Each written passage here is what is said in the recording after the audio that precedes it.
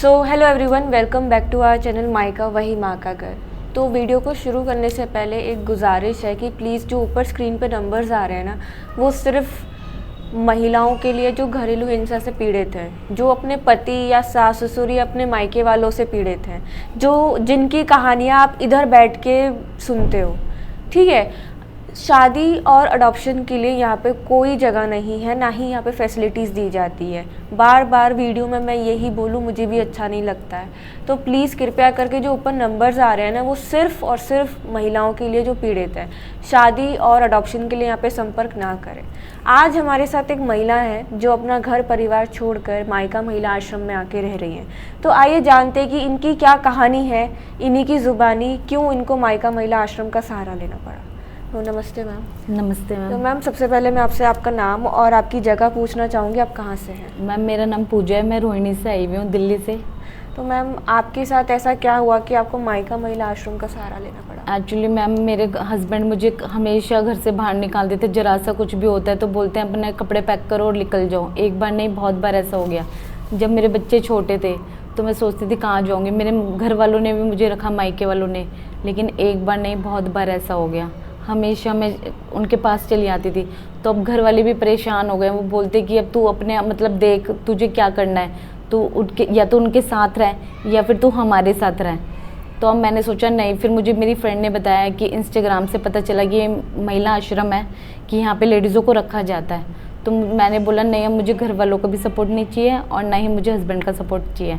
इससे अच्छा बढ़िया बेस्ट है कि मैं आश्रम में जाके रहूँ, यहाँ पर सबकी सेवा करूँ जितना मेरे से अच्छा हो सकता है।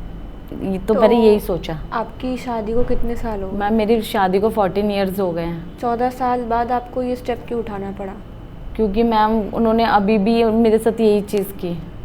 मतलब कितने टाइम, कितनी बार आप मायका गए और यहाँ आने से पहले आप ससुराल में थे या मायके में थे? ससुराल में। ससुराल में। तो मतलब क्या आपके साथ ऐसा होता था कि वो बार बार घर से बाहर निकाल देते थे? क्या रीज़न रहता था? वो ड्रिंक करते थे, कमाते नहीं हैं और बोलते थे कि अगर एक रोटी है तो आधी में तू गुजारा कर, आधी में मैं कब तक अपने बच्चों को भूखा देखती अपने सामने। जैसे 14 साल आपने शादी के गुजारे पूजा जी, कमाते नहीं है, कब से कमाना छोड़ा उन्होंने? मतलब पहले से नहीं कमाते थे? हाँ, वो क्या करते हैं, जैसे 30 डेज हैं, 10 डेज तो काम करेंगे, 20 डेज घर पे रहेंगे। कैब ड्राइवरिंग है? नहीं, वो मैम इलेक्ट्रिशियन है। ओके। तो जो 10 दिन का पैसा जो आता है वो किस चीज़ में, मतलब ड्रिंक वगैरह में करते हैं मैम? वो घर में बच्चों के लिए दूध नहीं लाते और है ना ड्रिंक में पैसा वेस्ट करते। तो मैं उनको यही बोलती थी कि मैं अपने सामने बच्चों को भूखा नहीं देख सकती। तो अभी आप बच्चों के साथ आए हुए हैं? नहीं मैम, मैं बच्चों के साथ नहीं हूँ, मैं अकेले। उन्होंने बच्चे रख लिए, उन्होंने बोला कि मैं बच्चों को नहीं दूंगा। तो अभी आपके बच्चों से बात होती है? हाँ, कभी कभी होती है, लेकिन है ना वो बात तो करवा देते, लेकिन मैं खुद होके बात नहीं करती। आप खुद से बात? अब मैं खुद से बात नहीं करती, क्योंकि मैम उनको एहसास होना चाहिए ना। वो बार बार मुझे घर से हमेशा बोलते हैं कि ना रास्ता है, चले जाओ। मैंने बोला कि चलो मैं भी जॉब करूँगी, आप भी जॉब करो, दोनों मिलके कमाएंगे, दोनों अच्छे से घर। और फिर मैम रेंटेड भी हैं, तो रेंट कैसे देंगे? तो सास ससुर नहीं है? नहीं मैम, वो अकेले हैं। वो अलग से, आप अलग से हो? तो कभी आपने सास ससुर को नहीं शिकायत करी? है ही नहीं मैम, एक्सपायर हो चुके हैं। अच्छा, एक्सपायर ही हो चुके हैं? हाँ, सिर्फ वो हस्बैंड ही है, वो बात ही नहीं मानते हैं। कोई और बड़ा आपके घर में ससुराल साइड से? ससुराल में मैम कोई नहीं है। एक्चुअली हस्बैंड महाराष्ट्र के हैं, यहाँ के नहीं है, बॉम्बे के हैं। तो वो 96 से कभी अपने घर ही नहीं गए हैं। तो ये आपकी लव मैरिज है अरेंज मैरिज? Love marriage. कितने टाइम बाद आपने शादी करी रिलेशन के? मैम 4 इयर्स बाद। तो 4 साल तक आपको नहीं पता था कि आदमी कैसा है? नहीं मैम, ड्रिंक तो करते थे लेकिन लड़ाई झगड़ा नहीं करते थे। लेकिन उसके बाद वो लड़ाई झगड़ा कमाते नहीं थे। यही चीज़ बार बार हो रही है। तो शादी से पहले भी नहीं कमाते थे वो? कमाते थे, तब उनकी शॉप थी।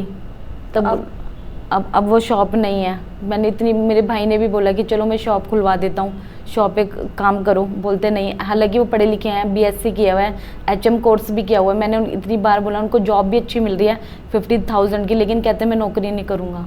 तो मैम घर कैसे चलाएँगे, नौकरी नहीं करोगे तो? और इतना पैसा उनके पास है नहीं कि हम आराम से अपना गुजर बसर कर सकें। BSc कर रखी है, HM का नहीं करते हैं मैम कुछ भी। तो वो नौकरी क्यों नहीं करना चाहते? ताज होटल में उनकी जॉब थी शादी से पहले। तो बोलते हैं कि मैं अपने बच्चों को ना चादर के अंदर ही बड़ा देखूंगा। मुझे इस तरीके से बोला जाता है। तो मैं ये कहती हूँ फिर चलो हम दोनों ने शादी की, हम दोनों तो जैसे मर्जी चलो अपना गुजारा कर लेंगे, फिर बच्चे नहीं करने थे। अब बच्चे की है तो बच्चों का भविष्य तो देखना है ना। तो फिर अभी आप बच्चों को वहाँ छोड़ के, तो फिर अभी बच्चों को सारी चीज़ें मिल रही हैं? मैम अब बच्चे भी नहीं आना चाहते थे ना, बच्चे भी अपने पापा के पास ही रहना चाहते थे, तो मैं ज़बरदस्ती कैसे कर सकती थी। फिर बच्चे भी बड़े हैं, 12 इयर्स के हैं, तो मैं क्या बोलती। तो उन्होंने बोला कि मैं बच्चों को नहीं ले जाने दूंगा। फिर बेटा 12 साल का है, मुझे ये नहीं पता था यहाँ पे बच्चों को भी रखते हैं, तो शायद मैं, और फिर मैंने ये सोचा मेरा रहने का ठिकाना नहीं है, तो मैं कहाँ जाऊँगी बच्चों को भी लेके, कैसे करूँगी। जब मैं यहाँ पर आई तब मुझे पता चला कि यहाँ पे तो बच्चों को भी रहने दिया जाता है। चलो बेटा नहीं रह सकता था, बेटी तो मेरे साथ रह सकती थी, लेकिन उनके डैडी ने दिए ही नहीं। तो अभी आपकी मम्मी पापा आपसे बात करते हैं? मम्मी है नहीं, हाँ पापा बात करते हैं, भाई बात करते हैं, बहन फिर बात अब करती है। उनका क्या कहना है आपके रिश्ते को लेके? एक्चुअली मेरे को डिप्रेशन भी है, तो वो बोलते हैं कि मतलब तूने क्या करना है, अगर जाना है या नहीं जाना। मैंने कहा मैंने अभी कुछ अपनी लाइफ में इस तरीके का सोचा नहीं है। मैंने कहा मुझे नहीं जाना, क्योंकि वो मुझे बार बार परेशान करते हैं। अब मैं सोचती हूँ कि मैं जितना हो सके मैं समाज सेवा करूँ। यहाँ पे रह के मुझे ये जो किचन में जो मेरी ड्यूटी है, जो मैं काम करती हूँ, वो मुझे बहुत अच्छा लगता है कि सबके लिए मैं पहले यही सोचती थी यार कि मुझे आश्रम जाना चाहिए। मैंने सुना था कि आश्रम, लेकिन लोगों ने गलत चीज़ भी बोली है आश्रम के लिए। इस आश्रम के लिए नहीं, मैंने सुना है जिस तरीके से कि आश्रम में जो लोग रहते हैं अच्छे नहीं होते हैं, उनके ऑनर सही नहीं होते हैं, ऐसा वैसा। लेकिन जब मैं इस आश्रम में आई मुझे तो बिल्कुल बहुत अच्छा लगा। मुझे तो ऐसा लगा कि ये सब फेक बात है, जो भी आश्रम के लिए झूठ बोला जाता है। लेकिन यहाँ पे आके मन इतना शांति मिलती है कि बहुत ज़्यादा। तो आपको पूजा जी कितना टाइम हो गया आश्रम में रहते हुए? मुझे मैम 2 महीने हो गए हैं। तो जब आप इधर आए थे तो आपसे किसी भी प्रकार के पैसे लिए गए रहने नहीं के? मैम, कुछ भी नहीं। मुझे मेरी लाइफ, मतलब मैं 36 इयर्स की हूँ, जितना अच्छा मुझे यहाँ पे लगा है ना, इतना अच्छा मुझे कहीं पे भी नहीं लगा है। घर वाले तो सपोर्ट करते हैं, लेकिन मैम भाभी भी हैं, लेकिन घर पे रहने का वो दिल नहीं करता ना, कि मैं जितना हो सकता है समाज सेवा करूँ, अच्छे से अच्छा करूँ। तो जब आप इधर आके रह रहे हो 2 महीने से, तो क्या आपको यहाँ पे कुछ भी ऐसा लगा कि आप अनसेफ हो? नहीं मैम, सबसे बेस्ट है सेफ़। एक्चुअली मैंने यहाँ से आने से पहले जॉब भी की, लेकिन सबसे मेन बात ये थी कि सिंगल पर्सन को कोई रूम भी नहीं दे रहा था, मतलब बिना फैमिली के। तो ये मुझे यहाँ पे दिक्कत आ रही थी। जॉब भी कर रही थी मैं, लेकिन वो रूम्स नहीं दे रहे थे सिंगल पर्सन को, क्योंकि सबको कुछ ना कुछ का डर लगा रहता है। लेकिन जब मैं यहाँ आई तो मुझे सेफ़ लगा, और रेंट पे रह के मुझे इतना सेफ़ नहीं लगा, क्योंकि मॉर्निंग में जाना, नाइट में आना, तो मुझे बेस्ट लगा यहाँ पे। और जितना हो सकता है मैं ये चाहती हूँ जितना मेरे से अच्छे हो सके मैं उतना अच्छा करूँ। तो जैसे कि आप लोगों ने इनकी कहानी सुनी कि इनको शादी के 14 साल बाद अपने बच्चों को छोड़कर आश्रम में आके रहना पड़ा, सिर्फ इस वजह से कि इनके हस्बैंड इतने अच्छे एजुकेटेड है, बट वो काम नहीं करना चाहते। शादी से पहले करते थे, बट शादी के बाद क्या हुआ क्या नहीं वो तो अब हस्बैंड ही बताएंगे क्यों नहीं काम करना चाहते। मगर आप लोगों से एक रिक्वेस्ट है कि शादी के बाद ना, मुझे नहीं समझ में आता कि एक ऐसा क्या हो जाता है जब आप एक परमानेंट एक रिश्ते में बंध जाते हो, जब तक आपको वो चीज़ नहीं मिल रही तब तक तो आप उसकी चीज़ पीछे भाग रहे हो, चाहे वो चीज़ है चाहे वो कोई इंसान है। जब तक वो आपको हासिल नहीं हो रहा तब तक वो आप उसके पीछे भाग रहे हो, उसके हिसाब से चल रहे हो। जैसी ही शादी हो जाती है, आई डोंट नो कि क्या हो जाता है हस्बैंड्स को कि वो बिल्कुल ही चेंज हो जाते हैं। या तो आप लोग जो हस्बैंड मटीरियल बनने का नाटक करते हो, वो नाटक, इसका मतलब वो सही होता है कि आप सिर्फ शादी के लिए हस्बैंड मटीरियल का नाटक करते हो। तो ऐसे मत करिए ना कि आप अपनी भी ज़िंदगी बर्बाद करो, बीवी की भी करो और फिर आप अपने बच्चों की भी करो। आप दोनों के बीच में जो वो बच्चे इस दुनिया में आए उनकी तो कोई गलती नहीं है ना। आज वो अपने बच्चे अपनी माँ से दूर हैं। देखो, बाप चाहे कितना भी अच्छा हो, कितना भी अच्छा कमा पाए, मगर माँ जैसा प्यार कोई नहीं दे सकता।